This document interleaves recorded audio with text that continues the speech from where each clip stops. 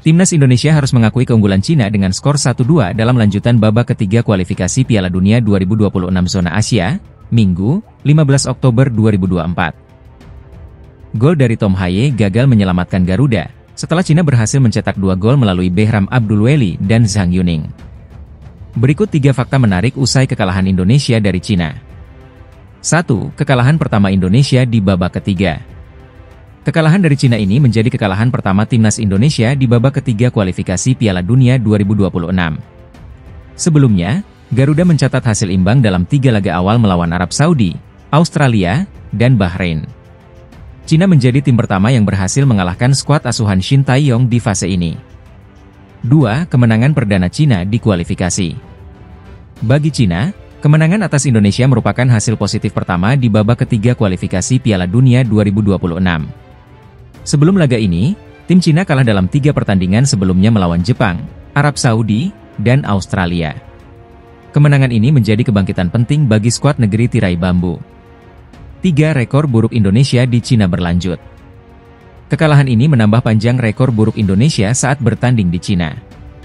Dalam 4 kunjungan terakhir, termasuk pada kualifikasi Piala Asia 2015, Timnas Indonesia belum berhasil meraih kemenangan di tanah Tiongkok.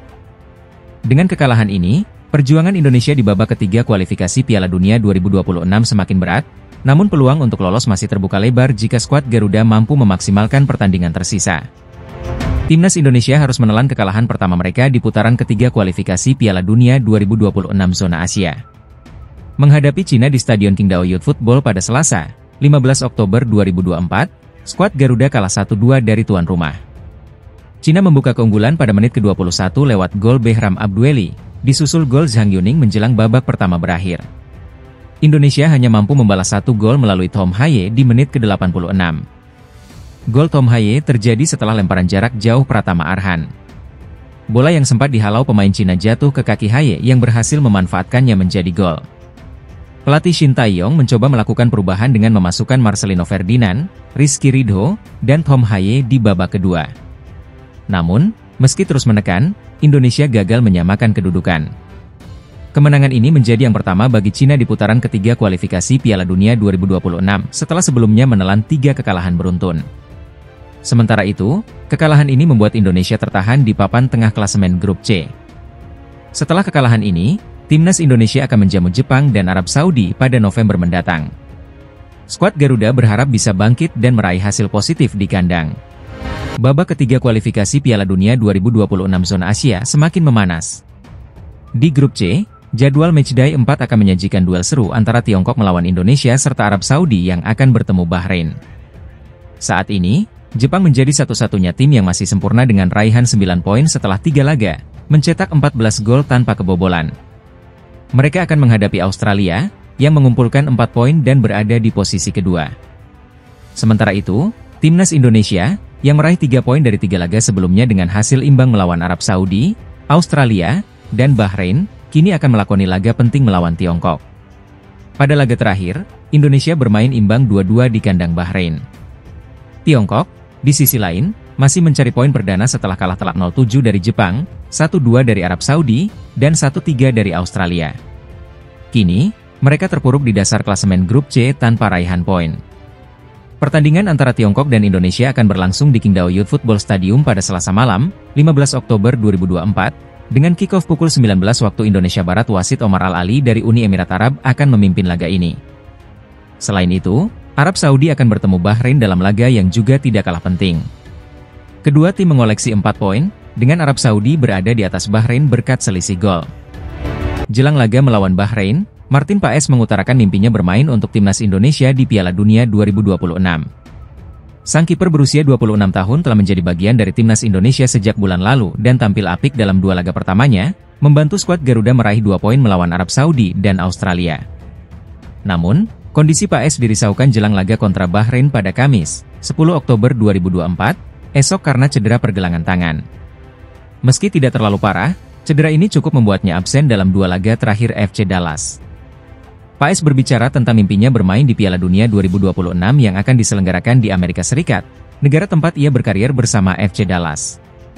Saya pikir ini adalah mimpi yang indah. Kami harus memiliki tujuan besar untuk meraih bintang, kata Paes. Bagi saya, Piala Dunia 2026 di AS akan menjadi lebih istimewa setelah melihat bagaimana liga dan popularitas sepak bola berkembang di negeri ini. Paes yakin bahwa peluang tim asuhan Shin Tae-yong untuk tampil di Piala Dunia sangat besar, terutama karena skuadnya berisikan banyak pemain muda. Dengan tambahan jatah perwakilan Asia di Piala Dunia 2026 dari semula 4,5 menjadi 8,5, peluang semakin terbuka lebar. Paes juga bercerita tentang pengalamannya bermain di hadapan lebih dari 70.000 penonton di Stadion Utama Gelora Bung Karno, GBK, saat melawan Australia pada 10 September 2024 lalu. 5 penyelamatan yang dilakukannya membuat Paes dinobatkan sebagai Man of the Match, dan ia merasa energi yang diberikan supporter sangat membantu performanya. Sungguh luar biasa, apalagi pada pertandingan kedua di Jakarta yang dihadiri 80.000 supporter. Mereka memberikan begitu banyak energi sehingga tidak sulit untuk memberikan segalanya, itu tutupnya. Timnas Indonesia dalam kondisi baik menjelang duel melawan Bahrain di kualifikasi Piala Dunia 2026 round 3. Skuad Garuda siap memburu kemenangan pertama mereka. Sebanyak 26 pemain telah menjalani latihan di Bahrain, hanya Martin Paes yang masih dalam perjalanan. Kondisi Paes sempat dipertanyakan karena cedera minor di pergelangan tangan, namun akan diperiksa oleh tim medis setibanya di Bahrain. 2 sesi latihan telah dilaksanakan, dan manajer tim, Sumarji, menegaskan semua pemain dalam keadaan baik dan berlatih dengan riang. Alhamdulillah kondisi keseluruhan tim sangat baik. Tidak ada yang cedera dan dukungan dari Ketua Umum PSSI, Pak Erick Thohir, sangat luar biasa.